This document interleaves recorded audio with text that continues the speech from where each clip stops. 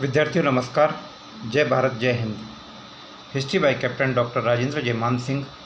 ऐतिहासिक अध्ययन और अनुसंधान की इस कक्षा में मैं captain doctor Rajendra, associate professor Department of History, Government Dungar College Bikaner, आप सभी का स्वागत और अभिनंदन करता हूँ। विद्यार्थियों, मेरी आज की कक्षा राजकीय डूंगर महाविद्यालय बीकानेर के बीए पाठ प्रथम के विद्यार्थियों के लिए है और विद्यार्थियों, तथ्यों के विश्लेषण और अनुसंधान की इस प्रक्रिया के अंतर्गत आज मैं आपसे बात करने वाला हूँ विश्व इतिहास के बारे में। विद्यार्थियों, विश्व इतिहास यानी आधुनिक विश्व इतिहास की रूपरेखा आपका द्वितीय प्रश्न पत्र है और अध्ययन की श्रृंखला के अंतर्गत आज मैं आपसे आपके परीक्षा की दृष्टि से अत्यंत महत्वपूर्ण और उपयोगी एक विषय पर चर्चा करूँगा। और विद्यार्थियों, इस विषय का संबंध है नाजी जर्मनी के तानाशाह नाजीवाद के प्रतिपादक एडोल्फ हिटलर से। विद्यार्थियों, आपको अच्छी तरीके से ध्यान होना चाहिए कि जर्मनी का तानाशाह एडोल्फ हिटलर उन लोगों में से एक था जिसे द्वितीय विश्व युद्ध के लिए जिम्मेदार माना जाता है और जिसके बारे में ये कहा जाता है कि एडोल्फ हिटलर ने अपनी महत्वाकांक्षा के चलते हुए पूरी दुनिया को एक बहुत बड़े युद्ध की तरफ धकेल दिया जो द्वितीय विश्व युद्ध के नाम से जाना जाता है। विद्यार्थियों, तथ्यों के विश्लेषण और अनुसंधान की इस परिचर्चा के अंतर्गत आज मैं आपसे इस बात पर भी चर्चा करूंगा कि क्या केवल एडोल्फ हिटलर ही अकेले द्वितीय विश्व युद्ध के लिए जिम्मेदार था। साथ ही साथ मैं हिटलर के दर्शन और उसके राजनीतिक सिद्धांत नाजीवाद के बारे में चर्चा करूंगा और साथ ही साथ उन परिस्थितियों के बारे में भी चर्चा की जाएगी जिसके चलते हुए जर्मनी में हिटलर के प्रादुर्भाव में मदद मिली और नाजीवाद नामक एक राजनीतिक विचारधारा का विकास हुआ। विद्यार्थियों, इन तमाम बातों को गंभीरता से समझने के लिए हमें प्रथम विश्व युद्ध की तरफ जाना पड़ेगा। विद्यार्थियों, जैसा कि आपको पता है कि प्रथम विश्व युद्ध जर्मनी के नेतृत्व में लड़ा गया था। जर्मनी और उसके साथ इटली और उसके साथ ऑस्ट्रिया शामिल था और दूसरी तरफ ब्रिटेन, फ्रांस, रूस और बाद में अमेरिका जो इस युद्ध में बाद में कूदा था। और इसी युद्ध का एक महत्वपूर्ण हिस्सा था कि 1917 में रूस में बोल्शेविक क्रांति हो गई और साथ ही रूस इस क्रांति से अलग हो गया।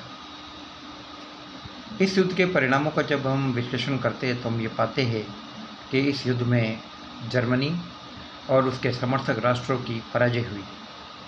पराजय होने के पश्चात एक दौर चला जिसे राजनीतिक समझौतों का दौर कहा जा सकता है, संधियों का दौर कहा जाता है और विजेता राष्ट्रों ने पराजित राष्ट्रों के साथ कई प्रकार की संधियाँ की। इसी प्रक्रिया में जर्मनी के साथ भी संधि की गई।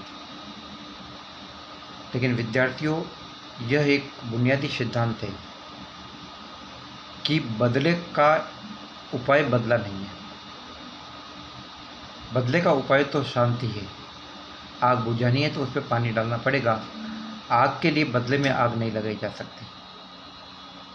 लेकिन यहाँ पर गलती हुई। पराजित राष्ट्रों में जर्मनी के साथ जो संधि की गई वह संधि विद्यार्थियों वर्साई की संधि के नाम से जानी जाती है। और विद्यार्थियों, वर्साई की संधि को द्वितीय विश्व युद्ध के महत्वपूर्ण कारणों में से एक माना जाता है। जब भी हम शांति समझौते या संधि की बात करते हैं तो ये समान धरातल पर होना चाहिए, लेकिन यहाँ पर ऐसा नहीं था। यहाँ पर विजेता राष्ट्र पराजित राष्ट्रों से हर बात का बदला लेना चाहते थे। उनके खून की एक एक बूंद को चूस लेना चाहते थे। ब्रिटेन और फ्रांस ने इसके लिए जर्मनी की जनता को दोषी माना। लेकिन विद्यार्थियों, इतिहास गवाह है इस बात का कि द्वितीय विश्व युद्ध के लिए जर्मनी की आम जनता, ये जर्मनी का जनमानस उतना जिम्मेदार नहीं था जितना कि जर्मन सम्राट कैजर विलियम द्वितीय की महत्वाकांक्षा थी। विद्यार्थियों, कैजर विलियम द्वितीय जो कि जर्मनी को अपने आप में एक बहुत बड़ा नेवल पावर बनाना चाहता था ब्रिटेन के जैसा, और साथ ही साथ उपनिवेशों की होड़ में भी वो ब्रिटेन की बराबरी करना चाहता था। तो ये कई ऐसे बुनियादी कारण थे जिनके चलते हुए प्रथम विश्व युद्ध हुआ। लेकिन जो भी हो, काइजर विलियम की गलती की सज़ा जर्मन जनता को क्यों? वर्साई संधि में शांति के जो तथाकथित अग्रदूत थे ब्रिटेन ने, फ्रांस से, वो इस बात को भूल गए कि बदले का इलाज बदले से नहीं होता। वे इस बात को भूल गए कि शांति के लिए शांति से ही काम चलाया जा सकता है। अमेरिका का राष्ट्रपति वुडरो विल्सन, जो समानता की बातें किया करते थे, शांति की बात किया करते थे, और जिन्होंने 14 सूत्री सिद्धांत भी दिए, और एक संस्था भी बनाई गई राष्ट्र संघ के नाम से, जिसका कार्य यह था कि दुनिया में एक बार फिर से प्रथम विश्व युद्ध जैसे किसी युद्ध की पुनरावृत्ति न हो। इसी उद्देश्य से यह संस्था बनाई गई थी। लेकिन दुर्भाग्य की बात यह है कि अमेरिका खुद इसका सदस्य नहीं बना, और अमेरिका ने एक प्रकार से अपने आप को यूरोपीय मामलों से अलग कर दिया। तो जब आप शांति की बात करें, समझौते की बात कर रहे हैं, तो बदले की गुंजाइश नहीं है। लेकिन यहाँ पर केवल प्रतिकार था, केवल बदला था।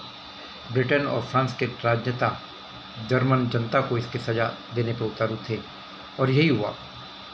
वर्साई संधि की धाराएं इतनी कठोर थी, इतनी अन्याय भरी थी, इतनी अनुचित थी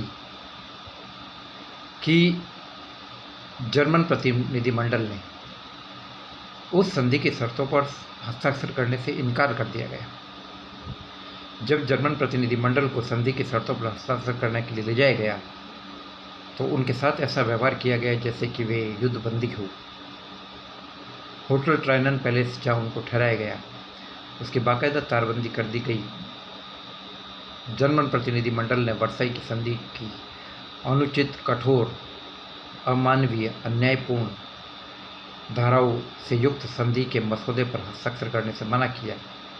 तो उनको कहा गया कि जेंटलमैन, यदि आप यहाँ पर हस्ताक्षर नहीं करेंगे,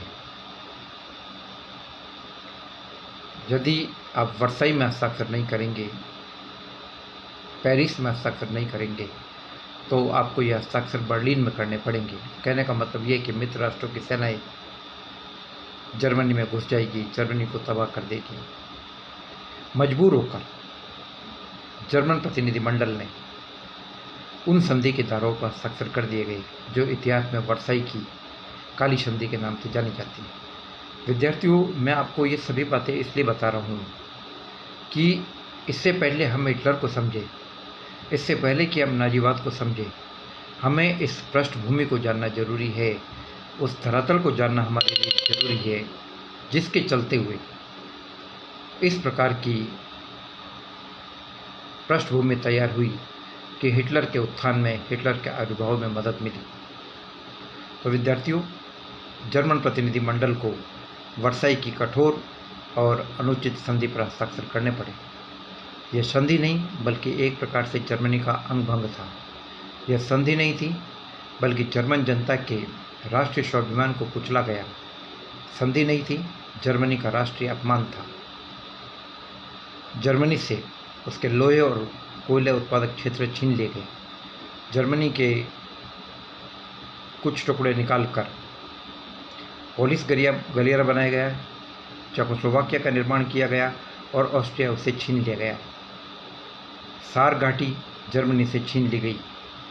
रूर के क्षेत्रों पर उसका आधिपत्य हटा दिया गया, और साथ ही साथ जर्मनी की थल सेना, जो जर्मनी की बहुत बड़ी ताकत थी, उसकी तादाद केवल 1 लाख तक कर दी गई। जर्मनी के लिए फाइटर नेवल शिप, युद्धक जंगी जहाज बनाने पर रोक लगा दी गई।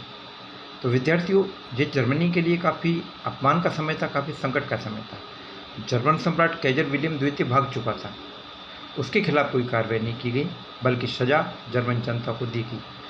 तो जर्मन जनता के मन में इस संधि के लिए आक्रोश था। इस संधि के प्रतिकार की उनके मन में तीव्र इच्छा थी, उत्कंठा थी, और जर्मन जनता की इसी बात को एडोल्फ हिटलर ने महसूस किया।